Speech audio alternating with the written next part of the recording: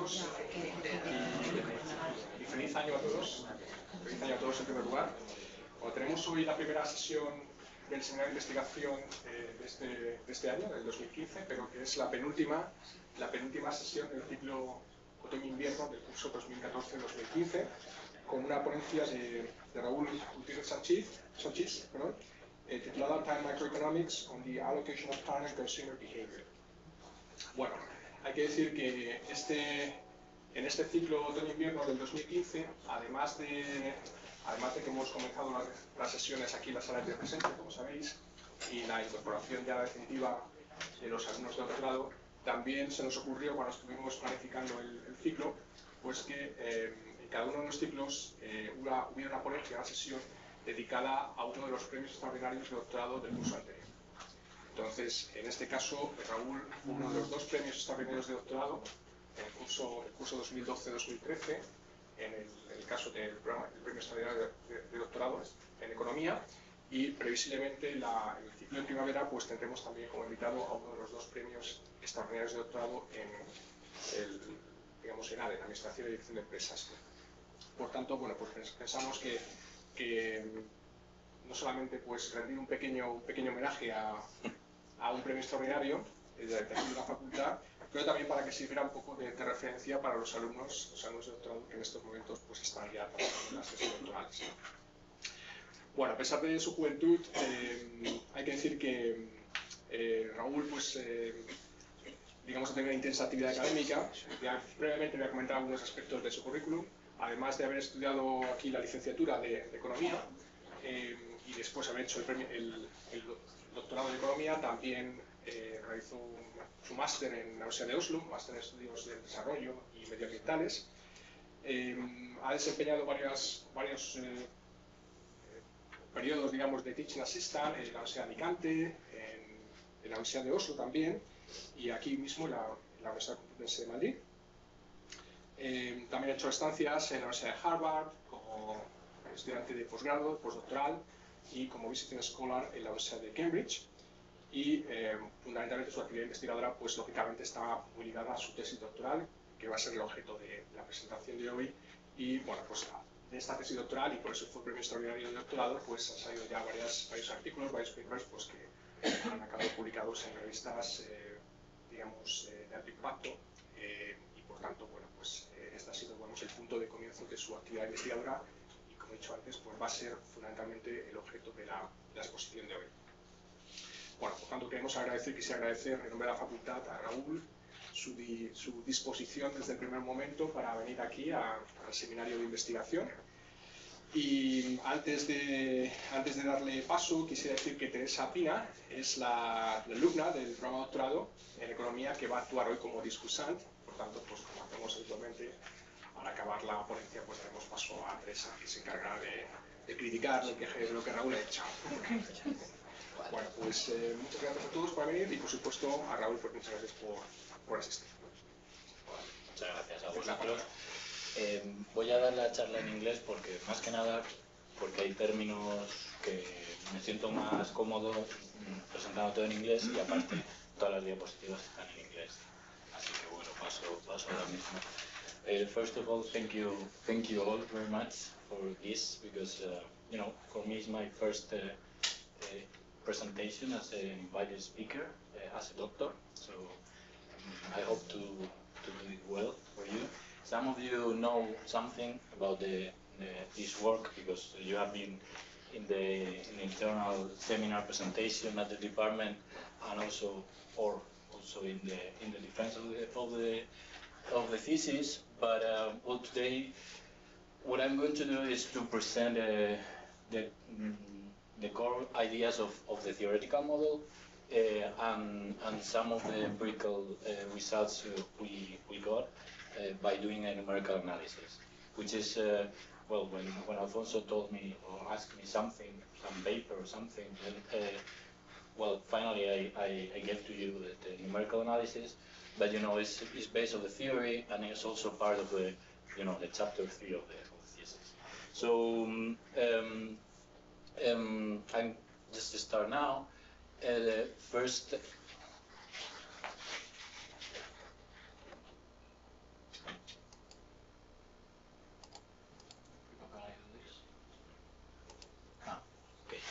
So, well, first, the idea, well, the motivations of for this research come from something that we observe in the real world, which is that we are surrounded of an explosion of choice. As a consumer, normally, at least me, I hope you experience the same thing. If you go to the market, you observe that there is a lot of products in there, a lot of varieties, a lot of options to choose, and this is something that, well, as economists and social scientists, we have as an intrinsic assumption that more choice means more welfare, okay, for a consumer. This underlying assumption somehow is stemming from this syllogism that we have, is that typically we think that, okay, more freedom means more welfare, more choice means more freedom, so therefore more choice would mean more welfare. Okay, that's the motivation of this work, and well, what we want to do is just to do some research and find out whether this is actually true or not. Okay. So the goals for this paper, this contribution, this research, is first to provide a formal theoretical explanation about some of these choice overload problems, which is the technical name this field, if there is such a field, adopt. So we will try to provide some formal theoretical explanation about that, and to exhibit some empirical application of our theoretical approach. Okay. So what is choice overload? Well, first we should mention this the kind of hypothesis underlying the choice overload, which essentially means that an increase in the number of options to choose from may lead to adverse consequences for a consumer. Okay, that's the idea. In the last decade, there are some experimental studies that have suggested this counterintuitive fact. Okay, mainly these two papers coming from the field of psychology triggered the topic by Sparth and Iyengar and Lepper in the same year. They started to suggest that there might be something there that links more options to probably some not so nice effects on the consumer welfare. Okay. So within this choice overload field, they point out mainly two effects. One of the effects is what is known as a paralysis effect, which mainly tells us that the consumer may choose not to choose because there are too many options. The idea here is something that maybe many of you have experienced, that, okay, you enter in, I don't know, in a Chinese shop or whatever, there are a lot of options there, and then you get like, it's too much, maybe another day. I quit, I stop, I get paralyzed, and I don't buy, I don't make any decision. That's one of the effects that psychologists find out, and the other is what is called as what is known as the paradox of choice. Well, the paradox of choice essentially says that welfare decreases with respect to the number of options. After some threshold level, then it turns out that more options lead to a decrease in the welfare. Okay, so the idea of the paradox of choice is quite well represented in this picture by Sparth, and typically suggests that there is an inverted U-shape welfare with respect to the number of options. Okay. So this topic is very interdisciplinary, and it ranges from social psychology, where it started in the early 2000s, up to economic theory now in in this decade after these last contributions in economic journals. I just categorize here some of the main contributions in different fields in social psychology, the papers I mentioned, and some others. In marketing, it had a lot of impact because there is a lot of researchers in marketing just testing this about consumer behavior. Also, business economics is having, or actually had a lot of impact.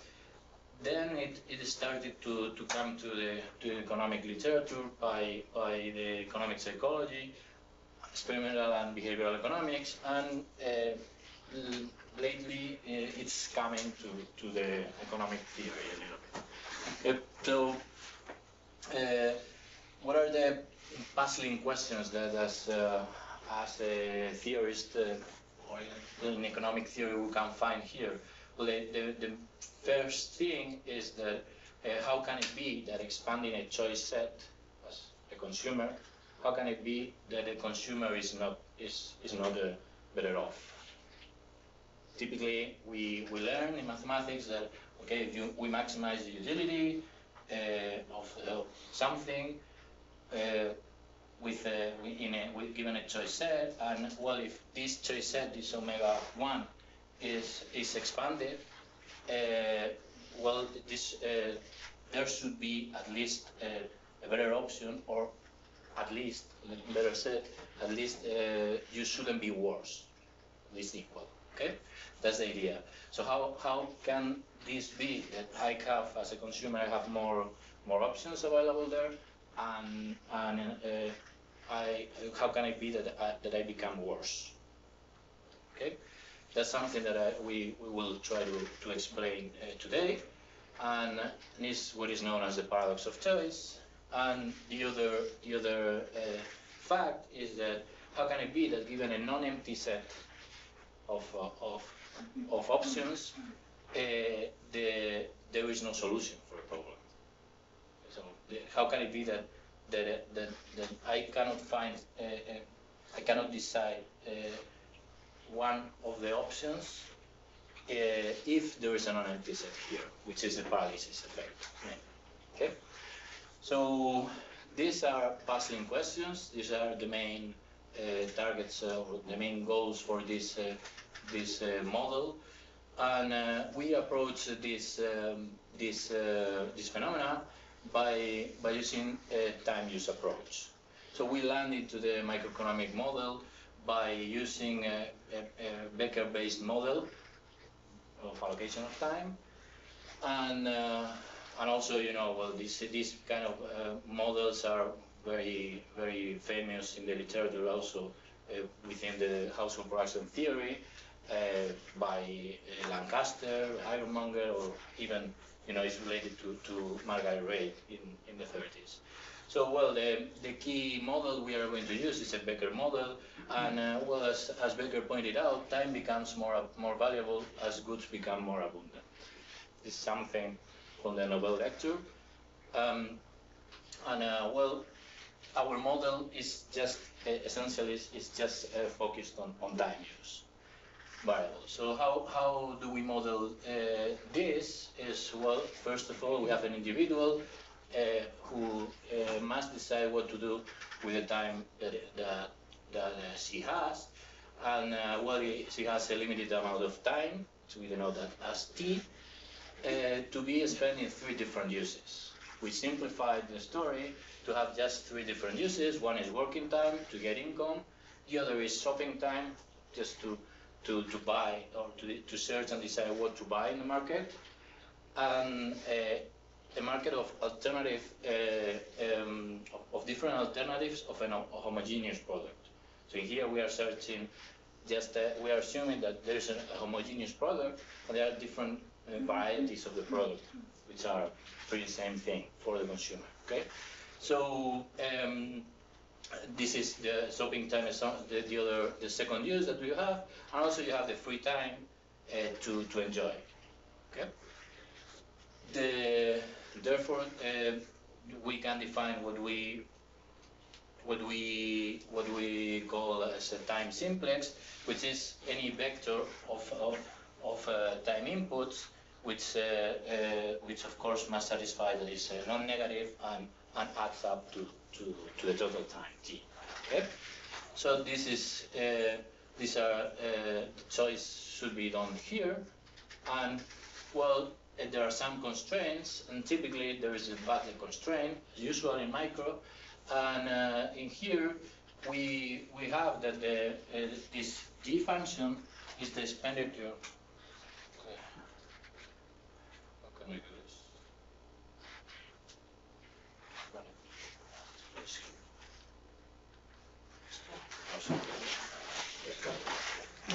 Okay. So typically, you have on this side there's expenditure, or in this. So you can think of the g function as the actual expenditure by the consumer in that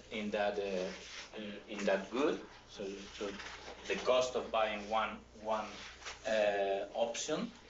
And typically, if there are many options and I search for them, then typically I can find a better price. Okay.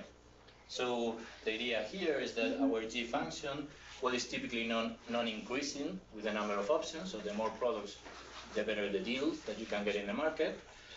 And this is on the expenditure side, and on the income side, you have some well, that you have to spend some time working to get some income, and also you may have some other income, non-labor income, V. Okay, so what you have here is, okay, the picture here is that well, the g function is with respect to n is non-increasing. Typically, it takes this figure, and by the assumptions that we do in the model are mainly these ones, which actually just are represented in this picture. Okay, so there is the g function is. I'm not doing anything. Okay.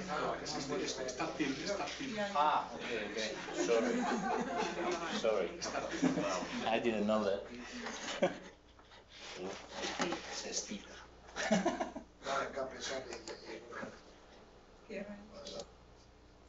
Okay.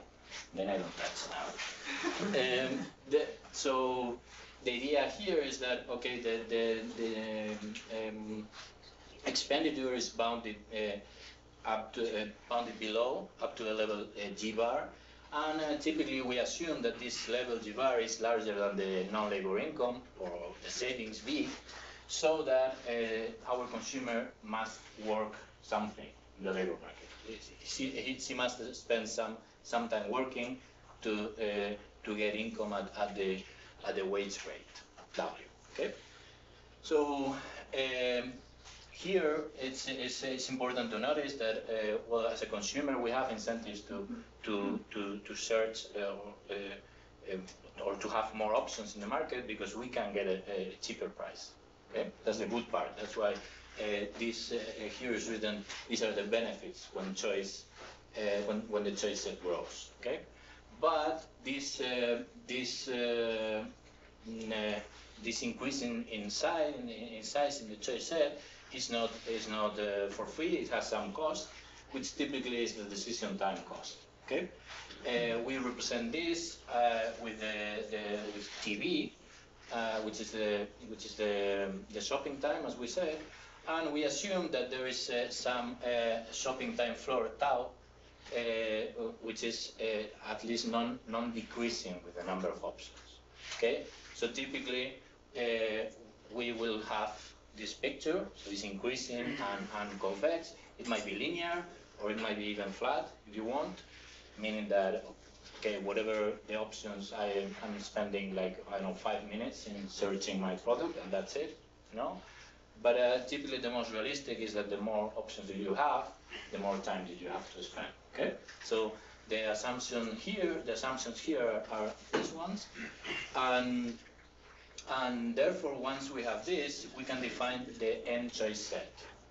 The n-choice set is the omega set, which are all the time, the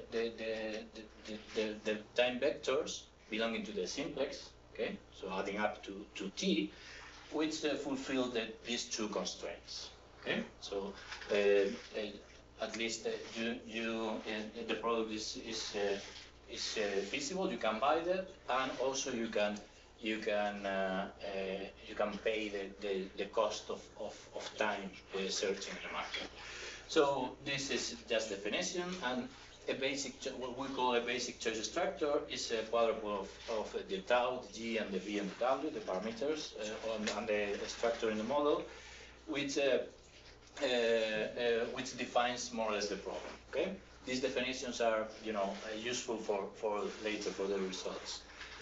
So well, also our individual, as we said, decides on time, how to allocate the time, and as Becker said, individuals combine time and market goods to produce more basic commodities. Okay? Essentially, well, our model, we are removing the commodities. We are just searching, just deciding on time, because well, we as we said, there is only a homogeneous good and several options, so everything is much more simple. So the typical thing here is that the time is giving you some kind of satisfaction or wants or domains of life or whatever you want to call it. So these zeta 1 and zeta 2 and zeta 3 are defined in this way, so that zeta 1 is the shopping satisfaction that you get with your shopping time, going to the mall or whatever. Zeta 2 is the personal satisfaction with your free time, which is not spent on shopping and not working. And theta 3 is the job satisfaction. So the idea here is that, well, these Fs, F1, F2, and F3, are typically, or might be the first derivative might be positive for all of this personal shopping or job satisfaction, but at least typically what we assume, the model is not imposing that this is like that. So typically what we assume is that F2 is the derivative is positive, but the first derivative for the shopping satisfaction and the job satisfaction may be undetermined. So there might be an individual who likes a lot of shopping and doesn't like working. So the more time he's actually working, he's actually getting worse, a lower job satisfaction or whatever. Okay. So this is something that we leave free. So it's, and this fact might generate different consumer profiles, as I will show now. Okay, so therefore, well, our individual has these satisfactions, and those are the ones impacting in the utility function, following Becker and other similar models. So the individual welfare is defined by U, which is defined by this satisfaction, personal satisfaction, the shopping, and the job satisfaction. And here, the assumptions are the standard ones. Okay, so the utility, the marginal utility with respect to each of them is positive, and the only new thing that we pose is that what we assume is that the marginal utility of your free time is larger than any other marginal utility. So you value more your free time than shopping time or working time. Okay. So the solution for the model will be a vector within the omega set, which maximizes the utility. So how does it work? You know, the good thing is that the model could look not very nice or mathematically complicated, but the good thing of it is that there are very nice pictures to understand this. So what I said here is, okay, in one of the first slides I defined the time simplex. So the time simplex in this picture would be the triangle, the big one here, so that any point in the triangle is defining a time allocation in the simplex, so that this part is the shopping time. So this big T inside this triangle is just telling us that this is the shopping time, this is the free time, and this is the working time. Okay. So this is in the simplex, and then we have the two constraints. Okay. The budget constraint is represented by this part, and the time constraint. Okay. So actually, the shaded area in yellow here is what I defined earlier as the n choice set. So the omega set. It's actually the feasible time allocations for this consumer. Okay, and this depend of course this depends on the number of options. Everything, both this and this, depends on the number of options. Okay, so if in this picture n is fixed, so what happens if n is larger than the one here? Well, before showing that, if we understand this, then now forget about the indifference curve for a moment. But the utility function defined on the problem, depending on the individual, so how the f functions are, it might be that I have different cases. You know, these different profiles of consumers. Okay, so it might be that, as you said, as you saw here, it might be that the indifference curve of the individual is going in this way. So it could generate this consumer profile, which we denoted as ordinary consumer, which is the one that spends all the money, and also spends the minimum possible time searching. Okay, this is a way of interpreting the possible results. But there might be, if there are different combination of parameters, that you may have some kind of a shopping lover, which is the one that is spending more time doing shopping because he actually likes it, and of course spends all her money. Or you can have an unconstrained consumer, which is okay, it's just taking the decision, and well, the optimal allocation is an interior solution in the omega set. Or the last one is a workaholic, which is in this setting you see that it's a guy that is it values at some point quite a lot working, so that spends the least possible time searching, and between free time and working time it has kind of a tension, so it's not spending the maximum possible time doing the as free time, just working there. Okay, so as I said here, well, you have this is the omega set, and this is for a fixed n. Okay, so what happens if n increases? Well, if n increases, then the model is changing in this way. So it's good that n increases because, as you see, this is the budget constraint. More options become available here. Because if n increases, then what happens is that I have more time use possibilities. So I could search for more products if you want, and get a cheaper price. So on the one side, that I would gain these options, but this is costly because more options are more costly to search in the market. So I'm losing this kind of these other time use possibilities here. So what is actually happened is that, well, there is no the product space is increasing, so they have more products. But what is happened is that, okay, this is in terms of the number of options, but it's not in terms of affordable time allocations. Okay, so it might happen that more options here are leading to maybe a bigger or a smaller time use possibilities here, So this might impact might be as we will show now, might be the reason why this phenomena, choice overload phenomena, are happening. Okay. So the result here, one of the main results we get is that is related to the paralysis effect. So given a basic choice structure as we defined it, then there exists a unique n bar such that the omega set, time use possibilities, is an empty set.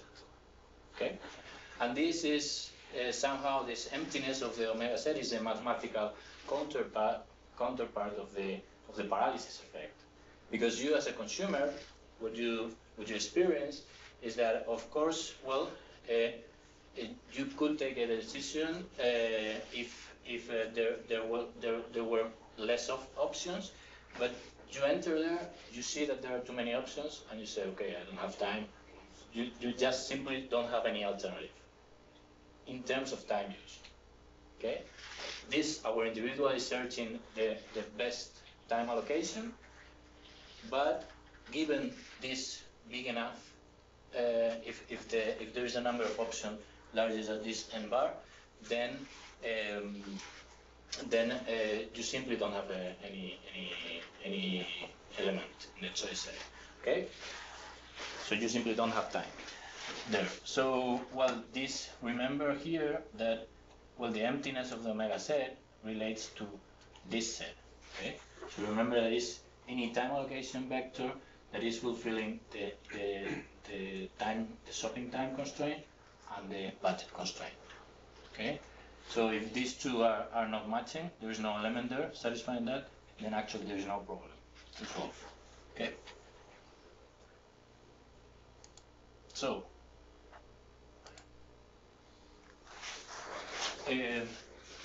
this picture is actually an illustration of somehow the demonstration of this proposition. If we can redefine the thing, I don't want to stand this very much, but you will see this picture later in the graph analysis. So another way to show what is happening is to plot the number of options and the total available time. So the time that I have is this. So I can interpret this. This is kind of telling the non-shopping, non-working time is both shopping time and consumption time as n increases. So here you can see that there is actually a profit of searching more, and this is the shopping time floor. So what is actually the proposition before is actually telling is that if the conditions of the model hold, then there will be an n bar, so that if n is larger than this n bar, there is actually no set. So the omega set is actually contained in this length here. Okay. So any time allocation there is just a distribution. Sorry, a distribution of the time in these three possible ways, which is varying as n goes, as n increases. Okay, so this is one of the main two results. The other result is related to the paradox of choice, and is providing sufficient conditions. Actually, well, what these conditions are telling here is that, well, if we have a basic choice structure and the assumption of the model, as we said, then if for all these allocations in the time simplex, it's happening that the consumer is valuing more the working time than the shopping time, then there is an n star up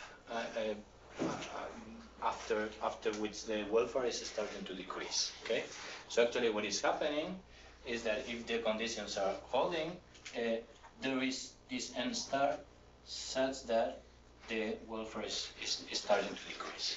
So this is actually showing that some amount of choice is good, but too much choice is bad for a consumer. Okay? So also this picture is showing a little bit the sketch of the proof for a theorem, and this is related to the growth and concavity of the free time. So what we can guarantee is that when the free time is starting to decrease, then the welfare is maybe at least already decreasing. So it might happen that you are in the situation in purple, that you started to decrease earlier, but at least we can guarantee that when the consumption, the free time is decreasing, then the welfare is already decreasing. Okay, and well, the technical details of the proof just are consistent with this. Okay, so these are the main two results, and we can define some examples and go for the data.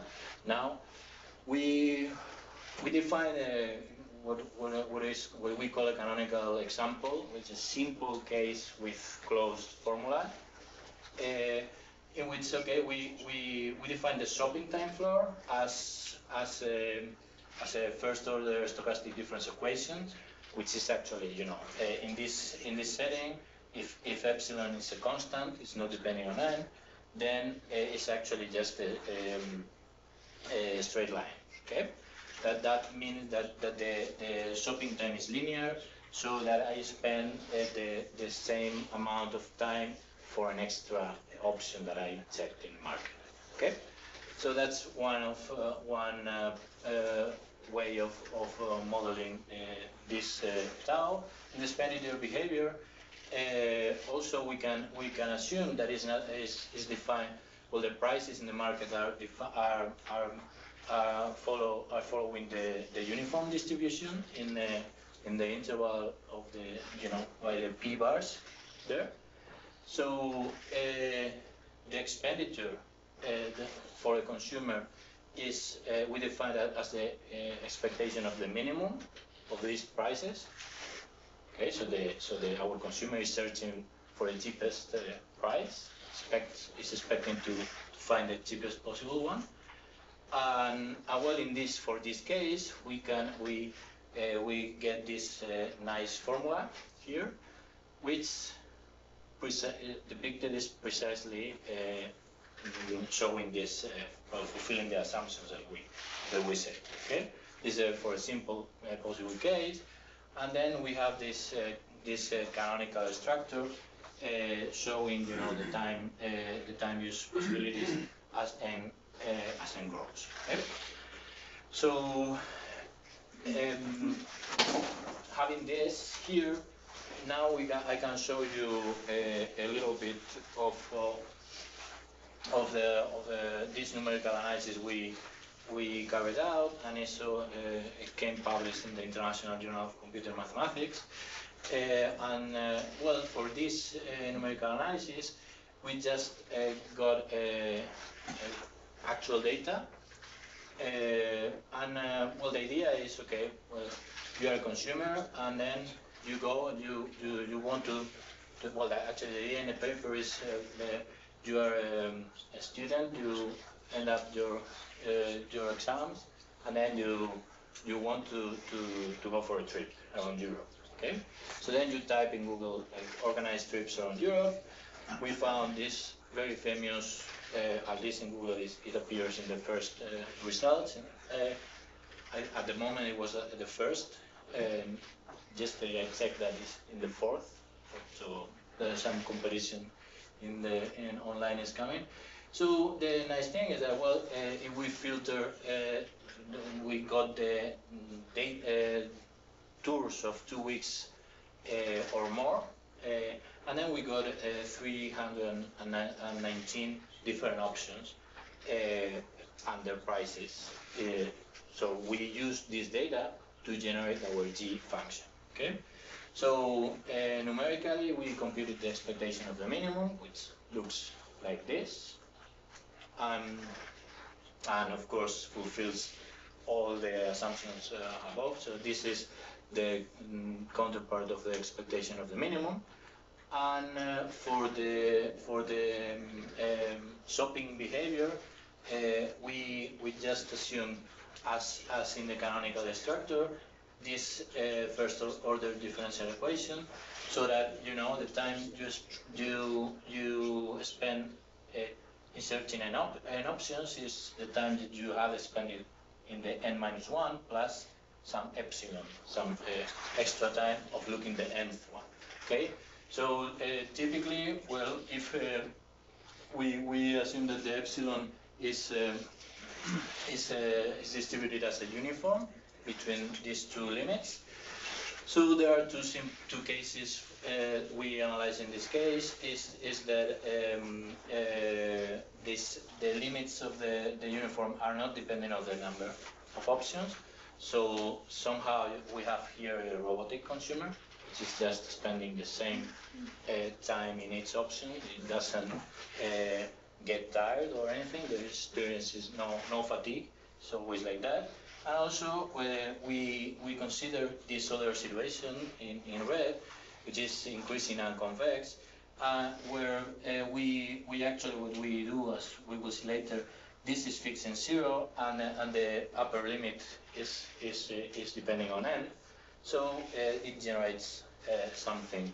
The shopping time floor is something like the one depicted in red. Okay. So for the welfare, for the utility function, we, for simplicity in this case, we assume that the zeta ones, the zetas are equal to the t's. So the satisfaction of shopping is exactly equal to the time we spend in shopping, and so on for the free time and the working time. So the welfare is following the Cobb-Douglas function as usual in economics. And we just use for the optimization method in the numerical analysis this BFGS method, which is a kind of a standard gradient-based method. Okay. So the results that we observe after running different combinations, I show here I think 3 or 4. What is happening typically, we are plotting the optimal solutions for each n. Okay, so the way to understand the pictures as before is that, okay, well, n is given. Okay, so n is the number of products that I face in the market. So then it might be that it's, I don't know, here 25. So then if there is 25, then I would get this welfare. Okay. If there is 100 of options, then what I get is that in the optimum, our consumer is worse than with 25 options. That's the idea. Okay. So here we observe that the model, if we plot everything together, we see that, well, the results are actually coherent with the theory. So that at the beginning, some choice is better, and actually you increase your welfare quite fast in the beginning, but then you just get in, in a flat situation here, and too many options are increasingly worsening your satisfaction, your welfare. Okay, so that's the idea.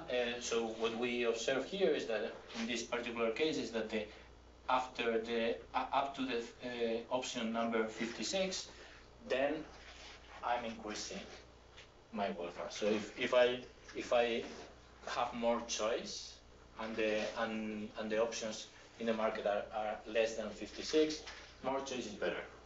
But for a larger number of options, more choice is not better for me. It's actually worsening.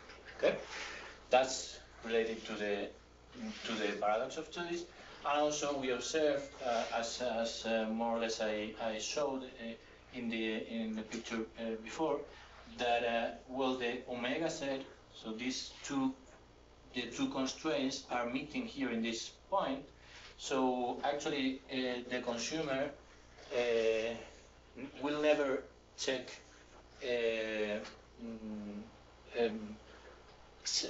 consumption sets in which there are more than 223 options. Okay, so it enters in the paralysis if the number of options is that much. So this means that online you might be like checking up to the 223, but in the 224 then you give up. Okay, that's it. So this is, well, another thing that I wanted to mention is that the different consumer profiles that I plotted in the triangle can actually be found in this graph too. Okay, because at this in this part you see that at this in the very beginning the points here are on the constraint, so that means that the guy is spending all the money he has, but he's searching for, he's spending more time doing shopping. So in this part, kind of initially until here, the guy is behaving more as it's actually a shopping lover, what we define as a shopping lover. He likes shopping and he spends all the time. But then you see here different profiles. In between here is none of the constraints are binding, and in it's difficult to see maybe in this graph now, but there is a moment in which then the guy becomes what is defined as a workaholic, that is already binding this one but not binding this one. And after maybe this option here, the 70, 56 or 70 around that, then it's behaving as the ordinary consumer. So both constraints are binding. The guy is spending all the money she has, and also is just spending the least possible time shopping. Okay, so this is what we call a typical consumer, which actually could be every profile, actually, with no fatigue, because the tau is linear. Okay. If we just introduce the fatigue effect, so the epsilon here, the interval is depending on the number of options. Then what we observe is that, well, compared to the previous case, which is kind of the robotic consumer, the guy gets the optimum, the best possible number of options should be 38 instead of 56, so a lower number. And also, this is dramatic. You observe that it enters in paralysis much sooner. Okay, in the 84 in this case. Okay, still we observe that the paradox of choice is happening and everything is behaving in the same way. But one thing that we should mention is that, of course, these phenomena, these choice overload phenomena, are not a universal thing. So there might be consumers who are not suffering for any choice overload phenomena, any paradox of choice or paralysis effect. So this is one case, okay? The case in which your tau, the shopping time flow, is not too demanding. So you see that this is so low that, okay, that's never a problem. So a consumer like this will of course check every option. There is no, here there is no bar. If there would be more data, more trips in the online side, then it might reach paralysis somewhere. And of course, the optimal number for this guy, who is a maximizer, is just searching for the cheapest possible option, would be to see everything, to have the most, the largest possible choice set. Okay, here. So you observe that this guy is always improving in welfare. The higher, the larger is the choice set. Okay, and Also, well, another case is that this can also happen. This is an extreme case, but this can also happen even if the guy enters in paralysis at some point. Okay, but this is a very extreme case of a shopping lover, a guy who is crazy on shopping. He likes that a lot, more than anything. So he's actually spending most of the free time in shopping, and he has almost no time to enjoy. So that might happen. It's a very extreme case, but these two cases here are just shown in order to tell you that well, choice overload phenomena typically will occur, but it's not a universal thing, and this is actually creating strong discussions in the literature, because there are some people showing some experiments with showing the existence of choice overload problems, but some other experiments are not, and even the experiments that show that are not easy to replicate. So there is in there from the empirical from the experiments they are finding some problems, but here we propose a model who actually fits with the facts that we observe. Okay, so in order to conclude, well, we propose, as I said, a time-use model to consider these choice overload situations for a homogeneous product with different options, okay, in the market, and for different realistic consumer profiles, okay. Our simple time-use model explains these two paradoxical effects, namely the paradox of choice and the paralysis effect. Well, this is we get this under sensible assumptions, which well, showing that this typically occur depending on each consumer profile. So there are some profiles that might not get the choice overload, some others yes. Okay, but in general, a typical consumer is likely to suffer these adverse effects. And also we got a numerical analysis that can be implemented for any underlying probability distribution, generating the GN and any search and buy behavior. Okay. So just to finish, I just wanted to show some related ongoing and future research connecting these topics that we started in the dissertation.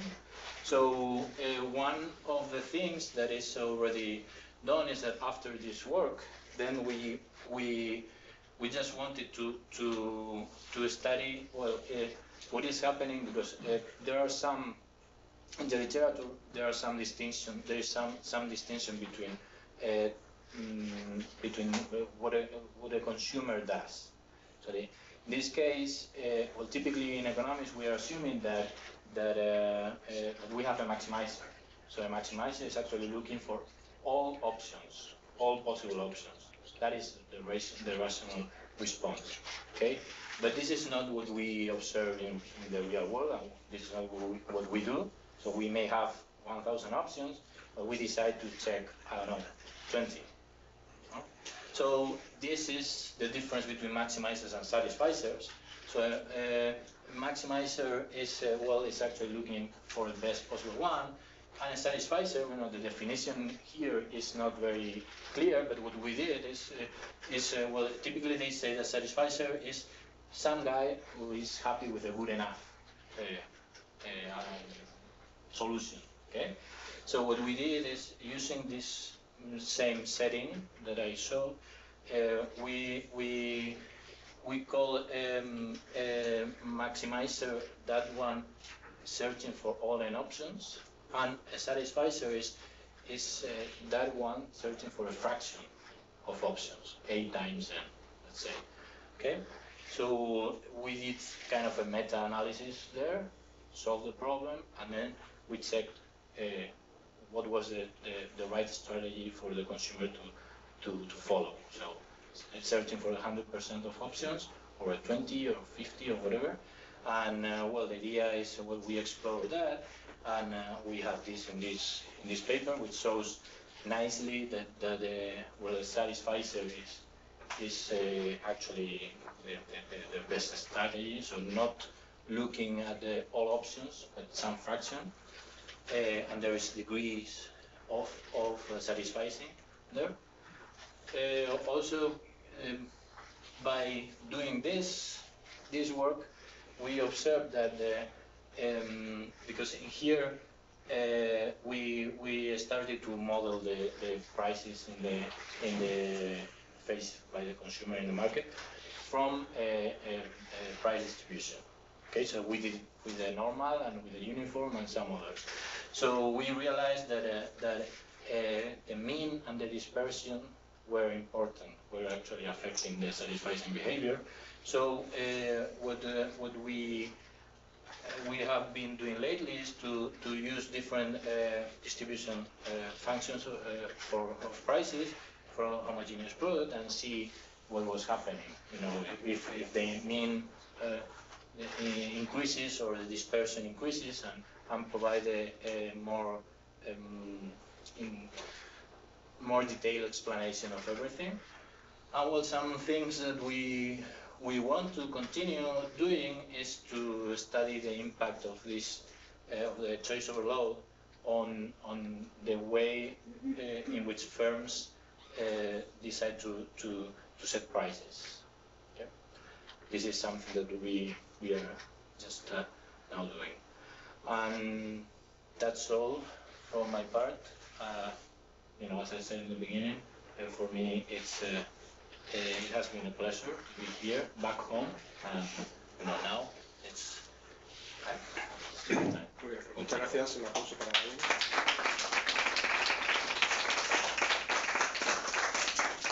Muy bien, pues damos paso a Teresa, que tiene la palabra, nuestra discursante hoy. Desde aquí hablo. Pues ponete de pie, para que aparezca así, pues levantar.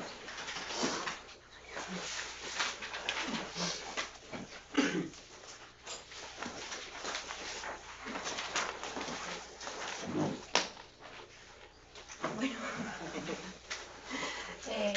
vamos a ver el estudio que nos acaba de presentar el profesor Sanchís. Nos hace reflexionar sobre la importancia que tiene el tiempo, el recurso tiempo, sobre todo en el momento actual. Es un factor determinante hoy en día para la toma de decisiones del consumidor, no solo porque sea un recurso limitado, sino porque su uso puede ser utilizado en la producción, como él nos explicaba, de diferentes tipos de bienestar. Él nos hablaba del tiempo dedicado al trabajo, del tiempo dedicado al ocio, del tiempo dedicado a comprar. En este sentido, al mismo tiempo, hoy en día nos encontramos con una proliferación de oferta tremenda. O sea, no solo tenemos la restricción de qué hacer con nuestro tiempo, sino también tenemos la sobrecarga de oferta de productos, de diferentes productos a los cuales podemos comprar o podemos acceder a ellos. Hoy en día, con el acceso a las nuevas plataformas de distribución, con el acceso a la tecnología, prácticamente podemos comprar cualquier cosa, en cualquier momento, en cualquier lugar del mundo. No solo tenemos sobrecarga de productos, también tenemos una sobrecarga de información, que obviamente nos produce los efectos adversos que nos estaba explicando. Llega un momento en el que tenemos parálisis, que tenemos la paradoja de la elección, que decidimos sencillamente no comprar, no seguir adelante. Por otro lado, también estamos viendo que los individuos, cada uno de nosotros, tenemos diferentes combinaciones en cuanto a lo que preferimos, al bienestar que nos proporciona utilizar el tiempo en el ocio, utilizar el tiempo en comprar, utilizar el tiempo en trabajo. Todo esto nos produce unas satisfacciones particulares.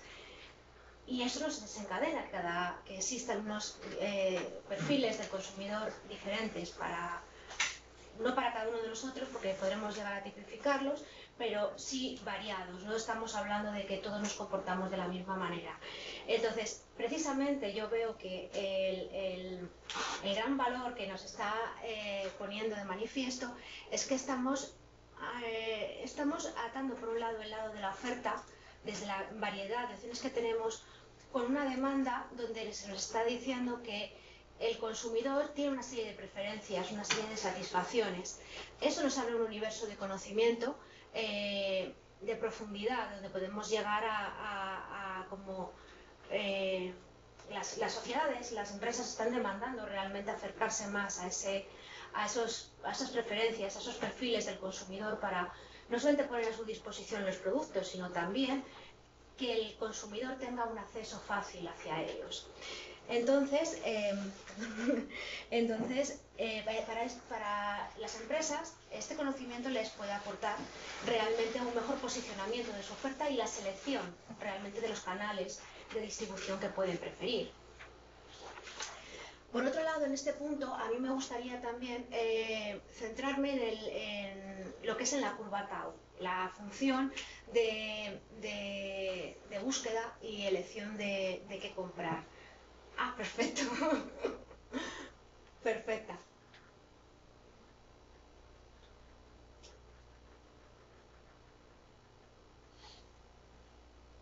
Efectivamente.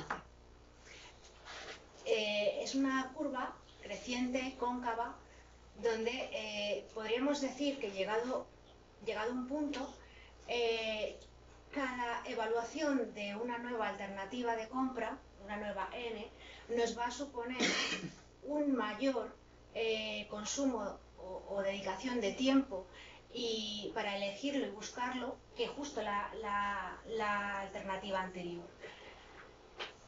Esto, cuando estamos hablando de productos homogéneos, podemos llegar a plantearnos que si estamos hablando de un producto homogéneo o sustitutivo perfecto, realmente tendría que darse el efecto aprendizaje.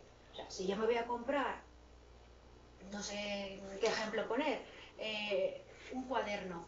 A lo mejor si voy a comprar un cuaderno, primero tengo que elegir, o tengo 4 alternativas en el mercado, rayas, blanco, cuadrado. Pero a lo mejor, una vez que voy a elegir el segundo, ya sé que yo prefiero un cuaderno blanco a un cuaderno de cuadro. Con lo cual, y así sucesivamente, voy a poder ir evaluando cada alternativa siguiente, quizás de una manera más sencilla que la anterior. Entonces, yo me pregunto si el efecto aprendizaje en un producto sustitutivo perfecto, quizás en un producto que no fuera un sustitutivo perfecto o incluso un producto complementario, eso no podría darse, porque sí que necesitaríamos ir aprendiendo, digamos, cada vez más, y el consumo sería exponencialmente mayor a la alternativa anteriormente evaluada. Me pregunto eso por un lado, y por otro lado reflexiono sobre si las nuevas plataformas de distribución, como puede ser Amazon, las eShop, eBay, donde al final lo que están haciendo es invertir y donde lo que están haciendo es poner a disposición de un público una serie de filtros que lo que hacen es categorizar, homogeneizar, en definitiva, intentan tender hacia convertir en sustitutivos lo más perfectos posibles los artículos para de esa manera simplificarle al consumidor su elección, que lo están traduciendo al final en una minimización completa de los costes de elección. No tienes que desplazarte, no tienes que moverte, no tienes que coger el coche para ir a la tienda o irte andando, no tienes que moverte del sitio. Tienes a tu disposición cualquier tienda en cualquier lugar del mundo, cualquier producto, lo tengas en Madrid, en Barcelona o en Singapur, puedes acceder a él y muchas veces te lo traen incluso gratis a tu casa y lo puedes devolver gratis.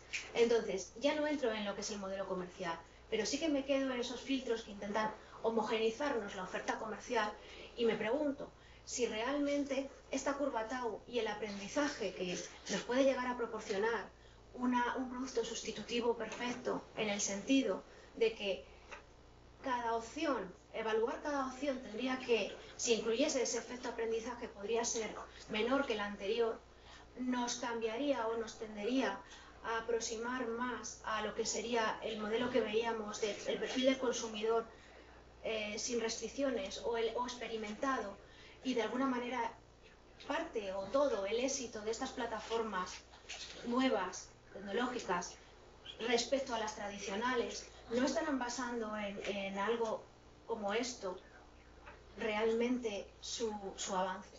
Esa es un poco mi reflexión y con la que quería dar paso al debate. Muchas gracias.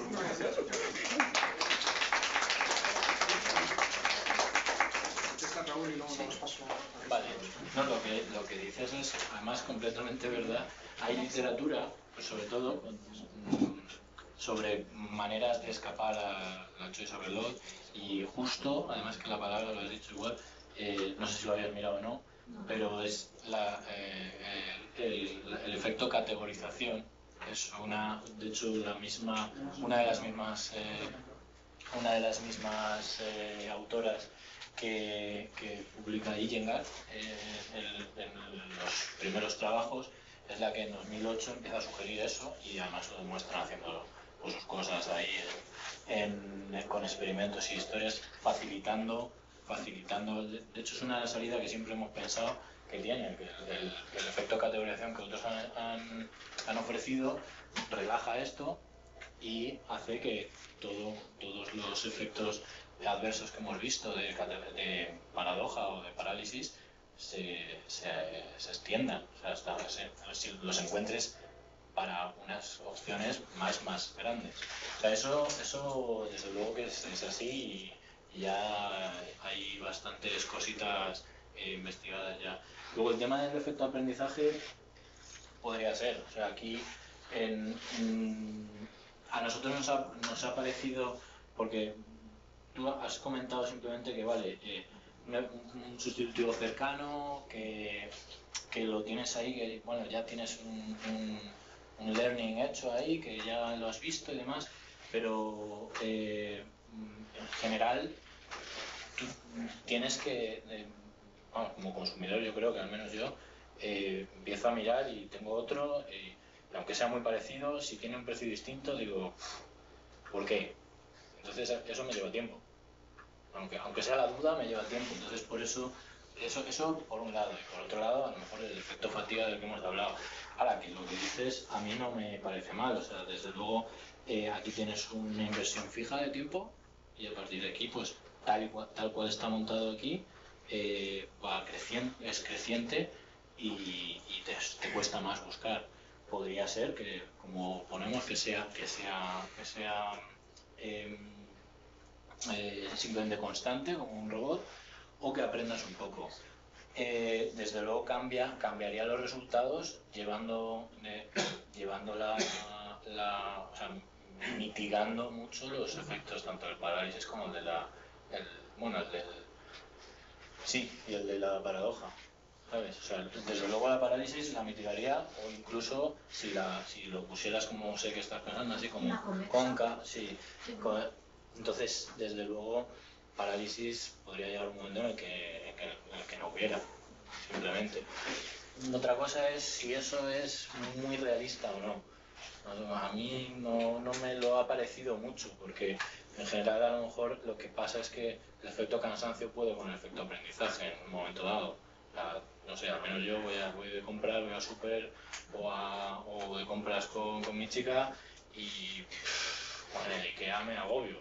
Llega un rato en el que ya no puedo más, o sea, me canso, yo estoy gastando mucho tiempo y me quiero ir, pero no puedo, me tienen ahí enganchado, y tú metes y tienes tanto, y además es que te vas entreteniendo por camino. Entonces no lo sé, eso ya no lo veo tan realista, ¿no? Pero bueno, eso... Por eso hablaba de las plataformas tecnológicas, sí, pero... porque precisamente los filtros, totalmente de acuerdo contigo en el negocio tradicional en la calle, o sea, supermercados, grandes superficies, centros comerciales, negocio pequeño, está claro, porque tienes unos costes de desplazamiento, de andar, de buscar.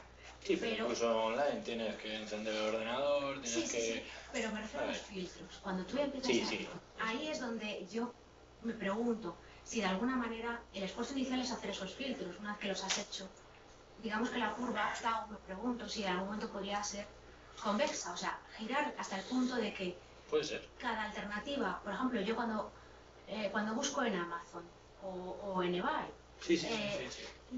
el producto 10 me cuesta menos evaluarlo que el producto 9.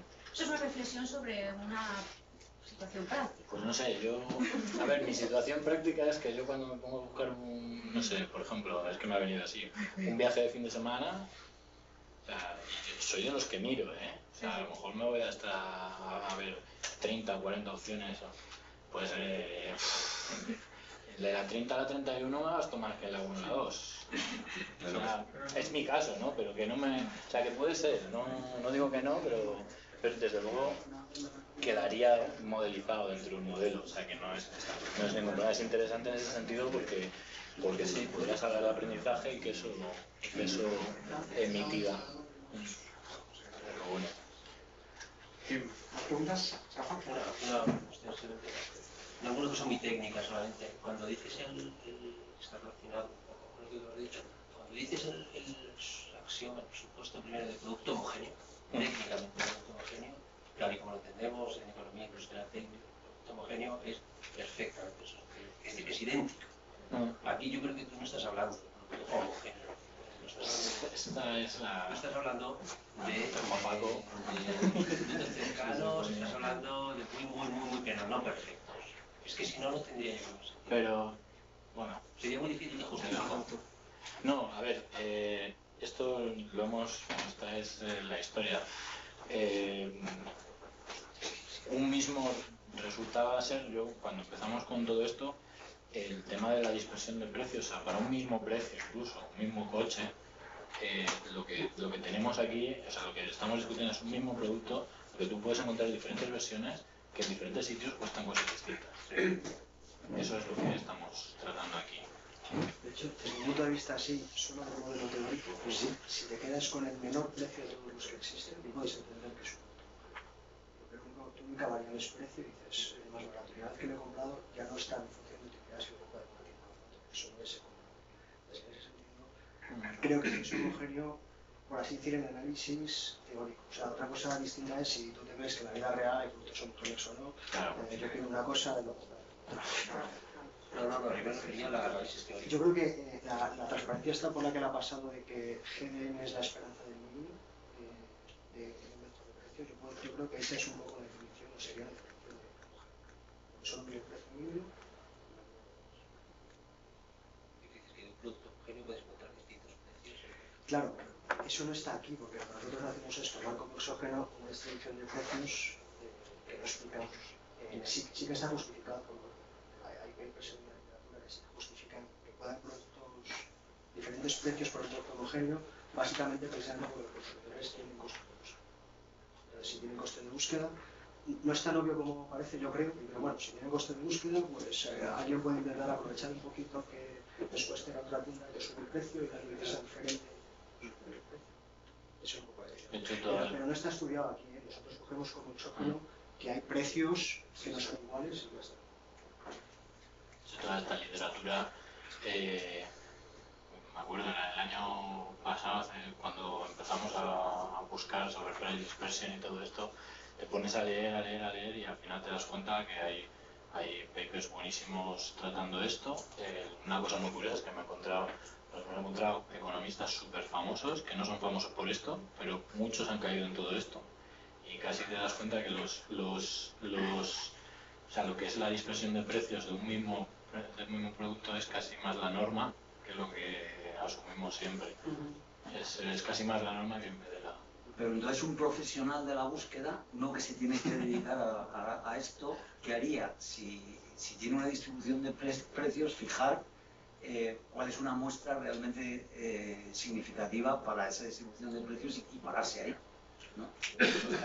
Y en ese caso tendrías una función tau de n que sería jockey stick, ¿no? Sí. Palo de jockey, ¿no?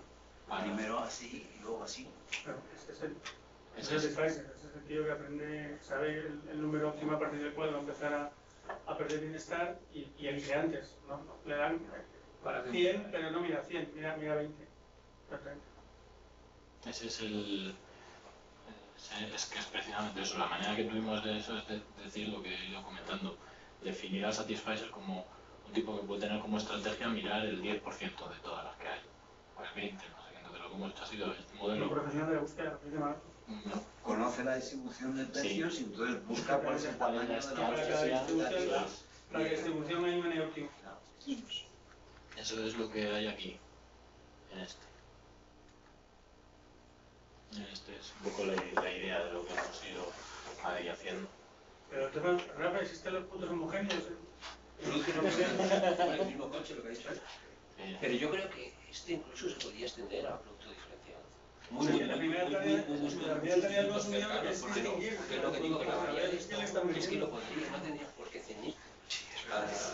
Eso es lo que digo, lo bueno es que podría extender. Sí, porque son productos que son muy cercanos. Sí, sí. Que es más realista, más con lo que está haciendo de internet. Yo últimamente le doy mucha idealista, porque estoy buscando piso. Entonces, ¿qué haces? Cuando buscas piso en idealista, fijas unos parámetros que homogeneizan los filtros, que homogeneizan el tipo de producto que quieres, pero luego en lo que inviertes el tiempo es en que en realidad el producto no es homogéneo, ¿no? Entonces tienes que mirar cada uno y entonces, claro que sí, esa función puede ser una función convexa, claro. Sí, aquí se puede argumentar eso, que son productos muy parecidos, pero claro, tienes que poner esfuerzo en distinguir cuál es. Vamos a pasar más preguntas porque si no nos quedamos un poco atascados aquí. ¿Hay preguntas por ahí atrás de los alumnos? Yo tengo aquí un par de cosas que me gustaría preguntarle a Raúl, pero quisiera paso antes a otras preguntas que pudiera ver el público. Sí. Yo tengo una cuestión muy tonta, de hecho no sé ni qué nombre tiene. En psicología a lo mejor lo conciben con un nombre que sería cuando tú tienes un problema de ansiedad, por ejemplo, lo primero que te recomiendan es vete a comprar. ¿No? Soluciona tus problemas comprando. Entonces, aparte de recoger dentro de vuestro modelo la idea del efecto parálisis y la paradoja de la elección, a lo mejor podrías meter un tercer efecto que es simplemente si te mandan irte a comprar, lo importante es comprar, ahí el coste de búsqueda es cero. Entonces estás en el tramo en el cual tú generas mayor bienestar simplemente por el mero hecho de estar comprando, ¿no? Estarías, por supuesto, a la izquierda de N barra, ¿no? Y, sí, pero no vas a comprar, vas a la tienda nada más, ¿no? No, a comprar tú. Ahí lo importante es, para aumentar tu bienestar, es comprar. Ya. Entonces el coste de búsqueda en principio debería ser cero. Tú lo importante es vas a la tienda y te compras lo primero que te apetece, que te haga feliz y ya está. Y ya te vuelves a casa y ya supera tu crisis de ansiedad. Cuantos más compres, mejor. Cuantas más unidades compres, mejor. Entonces. Sí, yo no sé si eso tiene un nombre en psicología. En fin, una tontería. Sí, a ver, eso igual sería meter las unidades que compras que no están en el modelo, ¿sabes? Un modelo de Becker tienes tiempo y también tienes bienes. Eso es algo que yo he tenido siempre ahí metido, pero aquí más o menos el modelo lo que está haciendo es analiza la actitud que tú tienes hacia la compra y típicamente pues comprarás un producto. Eso no está aquí puesto. Entonces si le metes aquí unidades, igual, pues claro, el peso que tiene el hecho de comprar una o dos o tres, pues está dando a lo que los psicólogos dicen, ¿no? Te da más bienestar y pues eso. ¿Más preguntas? Bueno, yo tenía un par de preguntas, pero que vienen de una persona que desconoce realmente esta literatura y por tanto, bueno, pues seguramente cosas que a lo mejor no comprendo. Por lo que yo he entendido, tanto el efecto parálisis como la paradoja del tiempo surgen bajo la premisa, a priori, de que la utilidad que genera al individuo el trabajo es mayor, digamos, que la utilidad que le genera el dedicar tiempo a la búsqueda de los bienes. Sí, ¿vale? Es la condición del... Yo he señalado que esto no es universal, pero que es la pauta habitual, ¿no? Entonces, yo entiendo que es un supuesto a priorístico. Mi impresión de observación en el mundo real es que no necesariamente es así. Es decir, que hay muchos individuos que probablemente derivan una gran utilidad del tiempo que dedican, digamos, a ir de compras, ¿no? Entonces, los dos principales resultados de vuestro trabajo es que la existencia de un N barra y un N estrella parten de la existencia de que se cumpla esa premisa a priorística. No, el N barra no, ¿No? el N estrella sí. El N estrella, vale. El N estrella sí. Y claro, puede pasar. Puede pasar. Entonces, mi pregunta desde el punto de vista de la relevancia de los resultados es, bueno, como caso de estudio individual, normalmente todo lo que decís es cierto, es decir, es una lógica, es un tautológico en cierto modo. Para unas premisas dadas esto tiene que ser cierto si nuestra derivación matemática es correcta, pero nuestro agente representativo, para nuestro agente representativo, ¿realmente existe una estrella o no existe? Ligado con esto, un poco también ligado con lo que decía Teresa, es que incluso aceptando que eso sea así, que exista una estrella, puede ocurrir que la estrella sea tan grande que realmente sea irrelevante. Sí. Esto me trae un poco a la cabeza lo de los unit cost en la demanda de dinero, ¿no? Los costes del gasto de la zapatilla, de los zapatos, ¿no? Cuando uno va al banco, bueno, pues cuando Tobin y Bobo, digamos, desarrollaron estos modelos, pues obviamente no había cajeros automáticos, en fin, uno tenía que ir al banco físicamente a hacer la cola para retirar dinero, para hacer una transacción, cuando hoy día, pues desde casa, ¿no? Con el supernet, los cajeros automáticos, pues realmente los costes de transacción, los unit costs son irrelevantes, ¿no? Entonces puede ocurrir, pensando que a lo mejor, como decía, entiendo que es lo que decía Teresa, es que aunque teóricamente para unas premisas dadas nosotros podamos derivar tener un valor nx o n estrella, en la práctica n estrella es tan elevado en relación al n real que observamos en el mundo real que en la práctica sea escasamente relevante, ¿no? Entonces no sé si en toda esa literatura sobre behavioral economics o psychological economics que has mencionado hay algún trabajo empírico, trabajo de campo, en el que de alguna forma traten de estimar el valor real de n, ¿no? el tipo de grado de elección real que tienen los científicos. Y antes de que acabes, acabo la tercera pregunta, es que conforme ibas presentando al principio, me parecía que todo lo que estabas diciendo relacionado con el consumo era aplicable al ocio. En el sentido de que si interpretamos que el ocio está formado por distintas opciones de ocio, puede ocurrir que a medida que aumenta la variedad de posibilidades de ocio, nos encontramos con una situación similar. No es lo mismo vivir en una aldea que vivir en una gran ciudad donde las posibilidades de ocio son infinitamente superiores. Y por tanto, puede ocurrir que al final, aplicando los mismos resultados que habéis utilizado vosotros, a medida que aumentan las posibilidades de ocio, si el coste de búsqueda de esas posibilidades es positivo, pues también podemos alcanzar un valor n estrella para las distintas posibilidades de ocio, simplemente sustituyendo n, o sea, el valor de los números de bienes, por número de posibilidades de ocio abiertas al consumidor. Entonces, ¿eso se ha desarrollado o es algo que no está tratado en literatura? Porque todos los resultados vuestros son, yo creo que estrictamente aplicables si uno distingue posibilidades de ocio. El ocio sería un producto más. El ocio depende para qué. O sea, aquí nuestro bien homogéneo puede ser, yo qué sé, posibilidades que tienes cuando vas aquí al Kinépolis, aquí al lado, que tienes 25 películas, o opciones de irte de fin de semana, o pueden ser muchas cosas. Claro, eso implicaría que a partir de un cierto número de opciones de ocio, el aumento de las posibilidades de ocio reduce la utilidad del consumo. Claro. Esto es un resultado muy, digamos, paradójico en la microeconomía neoclásica, ¿no? Claro, igual de paradójico que es la visión de la sobrecarga en psicología.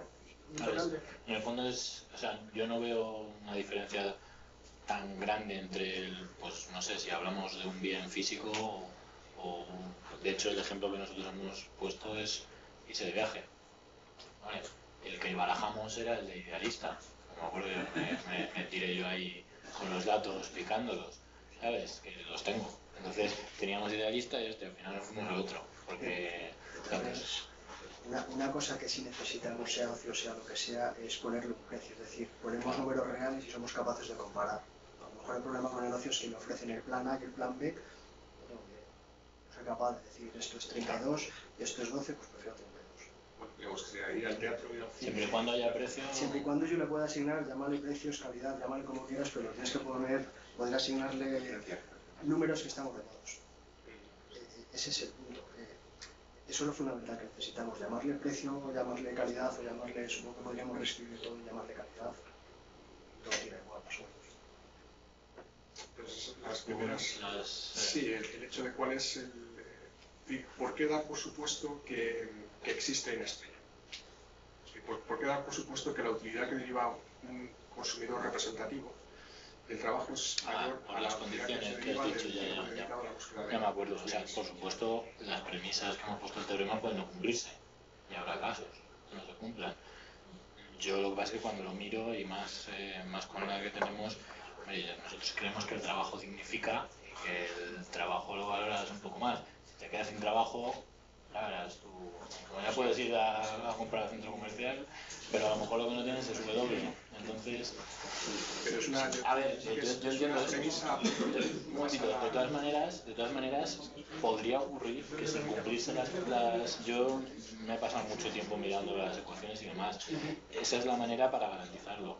Pero puede ocurrir que sin cumplirse se dé el margen estrecho. De hecho, un comentario sobre esto es que esas son condiciones suficientes, por supuesto, que no se tienen por qué cumplir, y en esos casos no está garantizada teóricamente que hay sobrecarga. Que existe el estrella. El estrella no es a priori, es a posteriori. Se demuestra que existe bajo esas y ahora. Es verdad que son suficientes, nadie está diciendo que eso sea el consumidor representativo. Estamos diciendo que bajo esas hipótesis hay sobrecarga. Eso ya resuelve un problema que había abierto que no está claro, porque uno de los problemas que tienen los psicólogos es dar precondiciones, intentar definir el esquema y el escenario bajo el cual seguro hay sobrecarga. Ahora mismo hay un batiburrillo en la literatura tremendo porque no saben exactamente cuándo existe y cuándo no existe la sobrecarga. Entonces esto da condiciones suficientes. Y luego además, también tenemos que decir que manejando una variedad tremenda de perfiles de consumidores diferentes, que no cumplen esas hipótesis, nos ha costado, Dios le ayuda a encontrar dos casos extremos donde no había sobrecarga. Son esos casos, el caso del tío robot, el que tiene una tan plana, claro, un robot que no tiene que mirar nada y en el segundo cero o con un coste fijo es capaz de elegir la mejor opción entre todas las N que le ofrece el mercado. Es un caso extremo, claramente. Pero y nos ha costado, Dios le ayuda a intentar encontrar ejemplos donde no haya sobrecarga. Sí, o sea, hecho... es más, creemos que son condiciones suficientes muy débiles y que bajo condiciones mucho más relajadas tiene que haber sobrecarga. Pero yo me refería que el hecho de presuponer de antemano que la utilidad del trabajo, que es digamos, mayor a la utilidad... No, pero no, a ver, esas son las condiciones que lo garantizan, ¿no? Claro, por eso digo que esa premisa es lo que yo no tengo tan claro. Hombre, es verdad, eso puede ser discutible, puede parecerte que sí o que no, pero hay cierta argumentación en la que el label no es una buena, ¿no? La de que quedarte sin trabajo, ¿no? Y ahora te vas de compras. O sea, el tiempo que dedicas a trabajar es o sea, como satisfacción. El job satisfaction, del que habla Abel, es algo que existe realmente. Es un ingrediente fundamental en tu vida y lo valoras. Ahora, estoy contigo que podemos discutir si lo valoras más o menos que otras cosas, ¿no? Pero no es imposible. O sea, numéricamente, desde luego, y con las ecuaciones también, pero numéricamente, a mí encontrar o sea, este es un caso súper extremo. O sea, aquí a lo mejor cuesta verlo, de hecho incluso pues está todo muy pegado, pero es que este es un tipo que justo alcanza el N estrella en el de la parálisis. Y me costó, pero vamos, jugando con las utilidades, las elasticidades que tienes aquí, o sea, era complicadísimo. Y lo más normal era que pusiera lo que pusiera, te encontrarás con algo de esto. Otra cosa que es interesante es lo que decía Teresa, es que varíes el tau. Si varías el tau, aquí sí que tocas algo interesante, ¿sabes? Porque puede que no te encuentres con la parálisis. A lo mejor sí que te encuentras con la sobrecarga, no lo sé, ¿no? Depende, pero con la parálisis es muy probable que no. Entonces, a ver, lo que digo es que no, o sea, son condiciones suficientes, pero que incluso si no se dan, podría. Lo que pasa es que además pensamos que las condiciones suficientes son bastante realistas. O sea, de alguna manera lo que el modelo te está diciendo es que tú lo que valoras es, en tu ranking de valoración de tu tiempo es el tiempo libre, el trabajo y ir de compras. Esa es la idea. Sí, eso es lo que yo... Y entonces, claro, eres un shopping lover. Eres un shopping lover. Eres un shopping lover. Tú en el Ikea no te saturas, ¿no? Esa jerarquía de los... Y luego es verdad que lo relevante no es que salen estrellas, sino que esté cerca. Claro. Que esté cerca. Y el ejemplo ese que numérico es un ejemplo que pretende ser realista. Y el filtro primero de búsqueda tienes 300 y pico opciones que te da el mercado, pues los tíos están saturando a 20 y pico, 50. Es un número que no es ciencia ficción. O sea, mucho antes, te das cuenta que tú estás viendo el 300 y al llegar al 25, al 27 ya empiezas a... O sea, yo creo que sabes que hay 300, o sea, que eso es lo importante. Y después me estoy perdiendo todo eso y es que ya estoy cansado, ya me siento fastidiado. O sea, que son números relativamente realistas. No sé, ¿alguna pregunta más del público? Bueno, pues muchas gracias, Raúl. Y bueno, pues empezamos a la próxima sesión, que será de la última del ciclo otoño-invierno, finales de este mes, ¿vale? Pues nada, un paso para Raúl.